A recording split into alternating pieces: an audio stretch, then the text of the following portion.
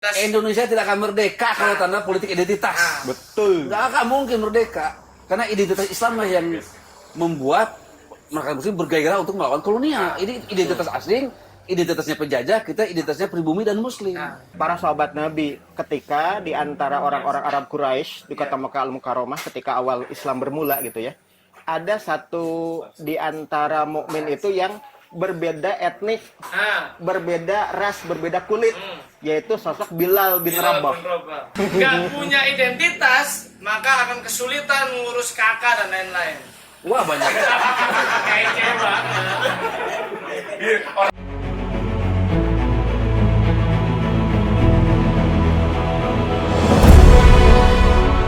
Jadi kita ini apa ya? Sejarah itu bisa ditarik kemana-mana. Oh iya. Makanya ada orang yang mengatakan orang bijak itu yang paling bijak dari semua ilmuwan itu sejarawan. Masya Allah. Karena dianggap ya orang yang paling luas wawasan kehidupannya, terutama belajar dari masa lampau. Masa lampau itu bukan ditutup, bukan kemudian kita tidak bisa move on. Tapi sebetulnya tergantung orangnya juga, karena itu kan tergantung renungannya. Bagaimana orang tuh merenung dan berefleksi. Kalau tadi itu kalau hanya jadi sejarawan kaku, sejarawan akademis yang hanya menguasai fakta-fakta, kemudian menghidupkannya hanya aspek rasio saja dalam pikiran, ya nggak akan jadi kebijakan. Akan jadi apa? Mabuk sejarah. Nggak, apa tadi menjadi apa? Antum tadi inti sejarah itu adalah untuk Masa depan. Memperbaiki masa depan. ya Al-Quran disebut Wal tandur nafsun ma qaddamat lighad. Ini tadi nyebut-nyebut mabuk sejarah ya. Iya. Sebetulnya ini menarik juga bila disambungkan dengan tuduhan-tuduhan orang tentang mabuk agama. Ya, ini gimana? nyambung. Tema baru. Nggak nanya-nanya sih. Di kita ini di Indonesia sekarang dalam konteks peperangan antar pikiran, ideologi, orientasi hidup, identitas segala macam, kan banyak tuduhan. Orang yang komitmen agamanya kuat itu mabuk agama. Segala-gala dibawa ke agama. Sedikit-sedikit ngomong agama. Agama lagi, mabuk agama. Nah, sebetulnya mabuk sejarah juga bisa disebut orang yang mabuk agama bila itu agama hanya masa lampau. Jadi orang hanya membahas agama itu masa lampaunya saja sebagai pengetahuan semata-mata, bukan untuk rekayasa masa depan, perubahan masa depan, perbaikan umat, bangsa dan negara untuk masa depan. Itu mabuk agama. Mabuk itu enggak. Jadi mabuk agama ini bisa dirubah dengan pengertian orang yang bicara agama hanya materi agama saja. Tidak ada kepada perubahan sosial, politik, budaya ke depannya. Takdir. Jadi ya hanya urusan agama itu hanya ritual saja. Ritual saja, kesolehan saja.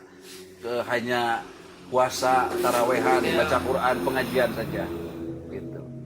Kalau dalam Al-Quran itu ada satu ayat terakhir dalam surat Al-A'raf ya, yang membincangkan orang-orang yang akan selamat, orang-orang yang akan beruntung, orang-orang yang akan diselamatkan oleh Allah Subhanahu wa taala. Nah, di situ dikatakan illal ladzina amanu wa amilus sholiha wa zikrullahil katsiran. Terkecuali orang-orang beriman dan banyak ya menunaikan amal-amal soleh dalam kehidupannya dan juga yang banyak mengingat Allah. Artinya apa?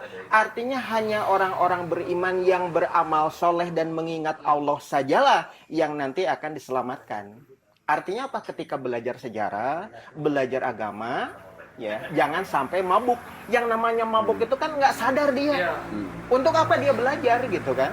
Untuk apa dia mendalami Islam? Untuk apa dia mendalami sejarah kalau tidak tahu hakikat dirinya gitu? Nah ini penting untuk kemudian kita sadari bahwa bentuk kesadaran itu tidak hanya sebatas tahu, tapi mafhum gitu. Nah inilah kesempurnaan belajar ilmu. Lagi-lagi di sini yang sempurna hanya saya, soalnya saya kopi dengan tembakaunya. Yang ini tidak.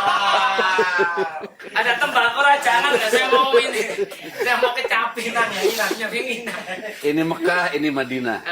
Itu cuma Mekah aja. Apa? Memang kita baru Mekah, hanya Mekahnya aja belum Madinah. Kalau ada Mekah Madinah itu berarti kalau dalam hidup itu life is choice. yes. Hidup itu adalah pilihan.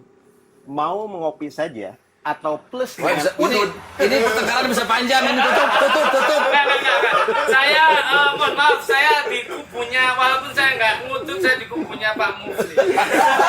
Ya udah jadi deh. ya, jadi ya hidup itu memang pilihan, tapi kita menghormati mungkin derajat kita baru di kopi. Masya Allah. Beginilah kalau Jawa itu dihayati betul-betul sampai ke pasapahnya begini. Saya tapi tetap menikmati, Bapak kan sambil nyedot. Saya menikmati aromanya itu Udah lain ya. macam ngutut. Ini ngutut secara pasif marifat. Betul, itu udun ma'rifat. Hakikatnya yang penting ya. Iya. Kalau saya baru udun syariat. Ya, Ya. baru syariat. Nah, marifat. Manunggaling kau pulang ngutut. Jadi kalau ada yang ngajak ngerokok, maksa-maksa, Iya. ente baru syariat sudah ribut. Iya. Saya mah sudah hakikat. Ah, iya. Gitu. Ini silakan, ini pembelaan buat yang tidak merokok. Iya. Aroma knalpotnya Ranking aja bagi saya sudah Haji Samsu. Wah, ini sudah terlalu ngaco, ini final lagi.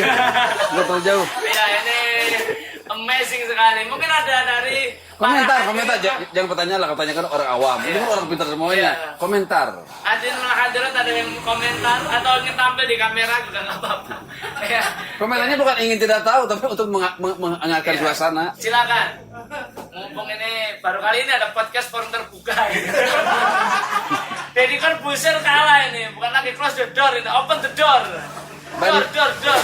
Bandingkan podcast yang hanya fokus ke pembicara saja dengan di suasana begini pasti beda. Lebih menarik begini. Ini podcast yang WOW. Ye. Wow. Jadi dampingi disponsori oleh malam ini Deng OT Kopi. Nah, itu. Ada kopi, ada cerita. Nggak ada kopi, Ya sudah. Nggak ada kopi. pasti menderita. Ya, silakan Marifat nikmati teh rasa kopi.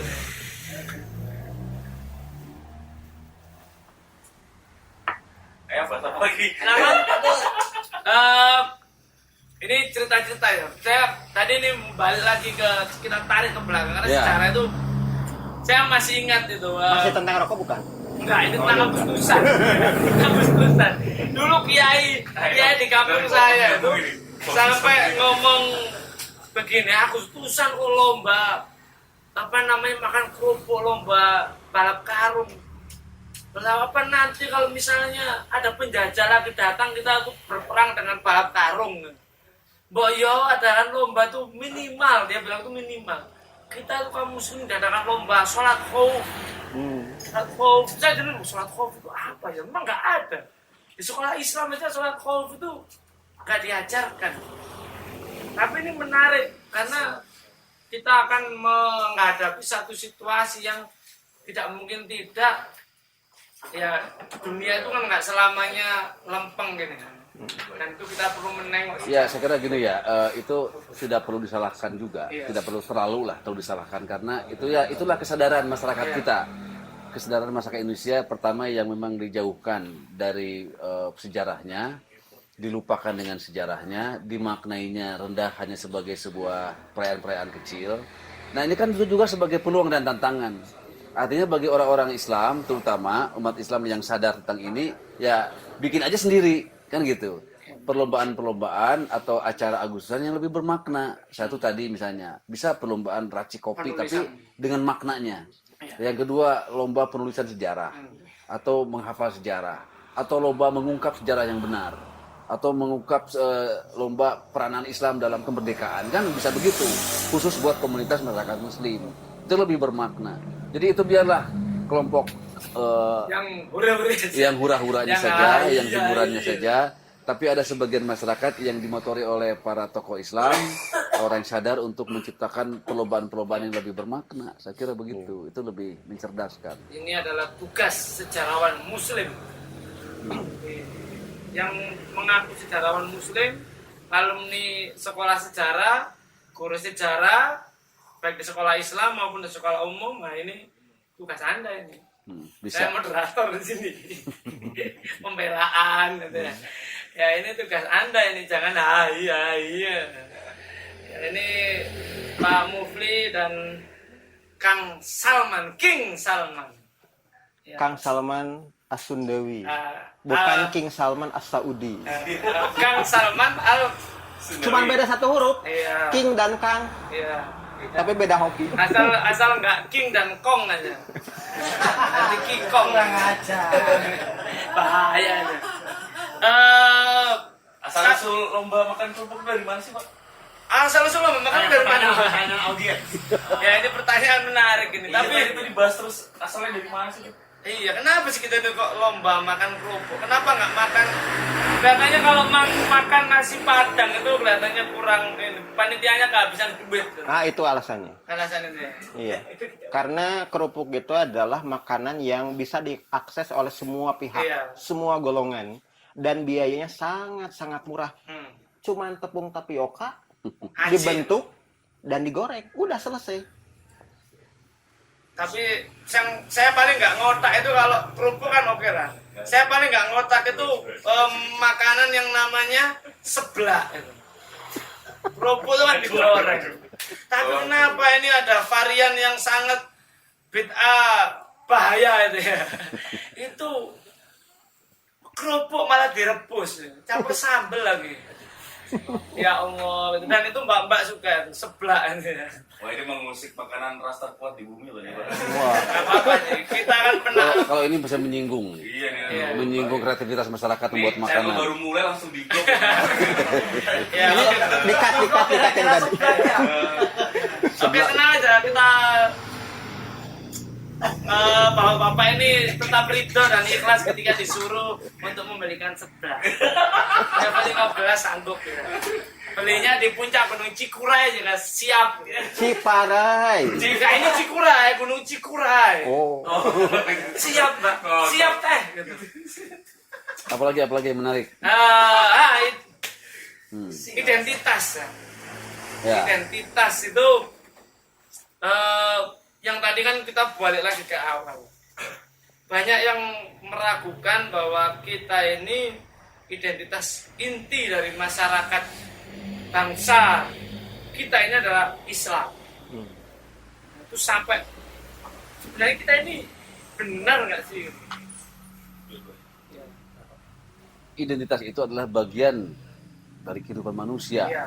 Dimanapun orang punya identitas. Di kebudayaan, peradaban, negara, bangsa, masyarakat manapun pasti punya identitas. Ada identitas etnis, kesukuan, identitas bahasa, identitas rasial, identitas politik, identitas agama, dan sebagainya. Lalu apa persoalannya dengan identitas? Orang yang mempersoalkan identitas pasti orang yang tidak punya identitas. Itu pasti begitu. Karena dia di bawah sadarnya merasa tidak punya identitas, lalu dia mempersoalkan identitas orang lain. Iya. Gitu. Harusnya tidak mempersoalkan, tapi tonjolkan identitas dia juga untuk saling berlomba Iya. dengan tidak destruktif tentu saja. Gitu. Jadi tuduhan-tuduhan politik identitas itu perlu tuduhan tidak berdasar, kurang kerjaan, dan karena minim argumentasi. Iya. Gitu. Jadi politik identitas itu nggak ada masalah. Kalau kata Rocky Gerung kan, kita itu tidak ada masalah dengan perbedaan. Iya. Justru harus berbeda, harus beragam. Yang diperlukan dalam demokrasi adalah negara demokrasi modern mengolah perbedaan, kan gitu. Ya bukan hanya demokrasi, dalam sebuah negara pemimpin itu kan tuntutannya adalah mengolah perbedaan, kan itu. Jadi nggak ada masalah dengan keragaman, nggak ada masalah dengan keragaman identitas, Iya. nggak ada masalah orang memperjuangkan identitas masing-masing karena itu memang alami. Gitu. iya. Jadi Dan iya. nggak ada persoalan. Gitu. Jadi pertama itu hanya sebagai ekspresi ketakutan Iya. yang tidak berdasar. Kedua itu ada bibit-bibit fobia sebetulnya Iya. ketika Fobia. identitasnya ditempelkan dengan agama, Iya. kan gitu. Padahal kita ini adalah dulu sebelum ada identitas. Indonesia tidak akan merdeka kalau tanpa politik identitas. Betul. Nggak akan mungkin merdeka karena identitas Islam lah yang membuat masyarakat Muslim bergairah untuk melawan kolonial. Ini identitas asing, identitasnya penjajah, kita identitasnya pribumi dan Muslim. Nah, bergairah. Jadi orang yang melakukan politik identitas pasti itu penganut Jumuisme. Waduh. Pasti apa lagi gitu. Bahasa halusnya itu adalah goblokisme. Iya. Oke, Pak. Apa King Salman bagaimana pendapatnya ini? Ini ada istilah baru Jumuisme dan Iya. Menyambung apa yang tadi disampaikan, identitas itu adalah sesuatu yang mengidentifikasi Yes. ya individu atau kelompok. Dan yang namanya perbedaan satu dengan yang lain ditunjukkan adanya identitas Ya. tadi. Makanya kemudian dalam Al-Quran dikatakan bahwasanya identitas itu untuk apa? Litarufu. untuk saling Nah, mengenal. itu. Sangat mengenal. Mengenal dan mengetahui. Tak kenal maka tak sayang. Tak kenal maka tak aruf. Betul. Kalau diperdalam lagi, berarti identitas itu adalah ketentuan Allah. Ya. Sunatullah. Sunatullah, hukum alam, hukum menolak identitas kafir berarti. Jadi betul nggak? Orang yang menolak identitas adalah orang kafir. Nggak punya identitas, maka akan kesulitan ngurus kakak dan lain-lain. Wah banyak. Kayak banget. Orang birokrasi ya Pak, ini. Orang birokrasi. Iya, jadi karena nggak punya identitas. Jadi banyak kemungkinan. Pertama dia orang kafir, Ya. yang kedua dia makhluk gaib, Ya. karena dia tidak punya identitas. Ya. Lalu dia mempersoalkan identitas orang lain. Padahal makhluk gaib itu punya identitas. Ada pocong, ada ring putih gitu. Curi tidak. Ya kan makhluk gaib. Yang ketiga itu dia mempersulit administrasi. Yang mempersulit diri sendiri gitu ya. Ya. Pemerintah menganjurkan agar masyarakat menjauhi politik identitas, tapi pemerintah membuat KTP yang itu dari identitas. Kan itu ironis, aneh. Sangat. Ya, bertolak belakang. Anomali ya. Anomali. Seblak aja itu adalah identitas tersendiri dari kerupuk. Oh iya. Nah, oke, gimana King Salman tadi terpotong katanya. Iya. Ayat tadi kan juga memberitahukan kepada kita bahwa sunatullah itu adalah sesuatu yang nyata, yang hak, bahwa perbedaan itu ada dan identitas itu adalah untuk saling mengenal. Dan ditegaskan kembali ya, inna akramakum indallahi atqakum. Nah, itu identitas hakiki sebagai sosok hamba. Bahwasanya ketika kita saling mengenal itu adalah sesuatu yang memang faktanya terjadi di tengah-tengah kita dan kita akan mengetahui siapa yang terbaik di antara kita. Yaitu apa? Inna akramakum indallahi atqakum. Sesungguhnya orang-orang terbaik ya, orang-orang yang mulia di sisi Allah Subhanahu wa taala itu adalah orang yang paling bertakwa di antara kalian semuanya. Jadi ketika kita satu sama lain saling mengenali, mengetahui, antum mengenal saya mengenal Pak Muplih mengenal Mas Fajar, itu untuk saling mengetahui satu sama lain berkenaan dengan identitas. Namun Allah juga memberitahukan siapa orang paling mulia di antara kita. Ya, la'allakum tattaqun. Dan mungkin kalau secara bahasa letterlahnya bahwa kalau sebelum kita ini dikotak-kotakkan dengan identitas negara bangsa, bukankah suku-suku di Indonesia ini menyatakan identitasnya sebagai Muslim? Betul. Muslim. Iya. Jadi ditanya bangsa apa? Bangsa Muslim. Bukan Sunda, bukan Jawa, tapi Muslim. Nah, inilah yang kemudian bisa dikatakan dikaburkan oleh Nabi Dajjal dan agen-agennya. Kurang lebihnya seperti itu. Iya, betul. Jadi ingat ini Mas, apa yang pernah didiskusikan di antara para ashabi, para sahabat Nabi ketika di antara orang-orang Arab Quraisy di kota Mekah Al-Mukarramah ketika awal Islam bermula gitu ya. Ada satu di antara mukmin itu yang berbeda etnik, berbeda ras, berbeda kulit, yaitu sosok Bilal bin Rabah. Pada waktu itu kemudian Bilal ditanya oleh para ashabi, para sahabat Nabi, "Wahai Bilal, Anda siapa?" Dan Bilal mengatakan, "Ana Muslim. Aku ini adalah Muslim." Kemudian ditanya, "Dari mana?" "Min habsi." Jadi ya kita mengetahui dari jawaban Bilal tadi bahwa identitasnya itu Muslim. Namun ketika ditanya asal, barulah identitas kesukuan, kedaerahan, negeri asal, tempat kelahiran itu baru dikemukakan. Jadi artinya apa? Ketika kita bertemu dengan orang-orang Afrika atau di sini orang Papua yang kulitnya sama dengan orang Afrika, tapi ketika mereka menyebut dirinya identitasnya sebagai Muslim, itu adalah saudara kita. Dan penyebutan identitas itu umumnya pasti sifatnya hal-hal yang primordial dulu. Identitas lawan identitas kelamin, ya laki-laki perempuan. Baru kemudian identitas agama. Ya, pasti itu disebutkan. Baru kemudian kebangsaan, kenegaraan, kesukuan dan sebagainya. Jadi bagaimana mungkin identitas primordial yaitu adalah anutan agama dihilangkan? Tidak mungkin. Islam, Kristen, Hindu, Buddha semuanya identitas. Jawa, Sumatera, Aceh, Kalimantan, Lombok, Maluku, Sunda, semuanya identitas. Nusantara juga identitas. Jadi bagaimana politik identitas akan dihilangkan atau akan harus diwaspadai? Menghilangkan diri sendiri, mewaspadai diri sendiri kan menjadi ironis semua. Itu menurut saya apa topik-topik pembicaraan pembodohan yang harus dikritisi dan jangan dianut dan dikembangkan. Ini memang muncul di tengah tahun-tahun politik. Nah itu. Tahun-tahun politik yang memang memanas dan membuat umat itu teralihkan pandangan. Ini percakapan perbincangan yang luar biasa, WOW, daging semua. Walaupun ada receh-recehnya, tapi ambilan dagingnya, tulangnya buat sup saja. Ya, ini masih itu ada. Tapi waktu jualan yang memisahkan kita. Mungkin Nanti bersua kembali di waktu dan tempat yang jauh lebih memikat. Ini harus kalau setiap ke Bandung ini harus dilanjutkan lagi Iya. nih. Banyak Ini- topik yang perlu dibahas. ini tantangan bagi Daeng Ote untuk memperluas Jangkauan. jangkauan ya. Atau nanti kita podcastnya di gedung sate. Latarnya kasih pakai latar ini loh, latar green screen. Ini pokoknya podcast sekarang ini bakal jadi puluhan TikTok saya ini. Iya. Potong. Ya, jangan lupa nanti follow TikToknya Pak Mufli. Ya, jangan TikToknya yang joget-joget aja. Apalagi no comment yang lagi heboh. Nah, no comment itu apa? Apa, Pak? Supporter Indonesia. Oh, iya. Oke, mungkin itu saja. Kita Udah nih. terpisah. Nanti kita akan ketemu lagi di podcast yang WOW. Di cerita JKDN karena kameramennya sudah ngantuk kelihatannya.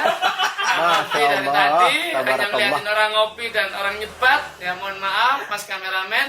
Saya coba sampai di sini supaya antum bisa ngopi-ngopi dan nyebat.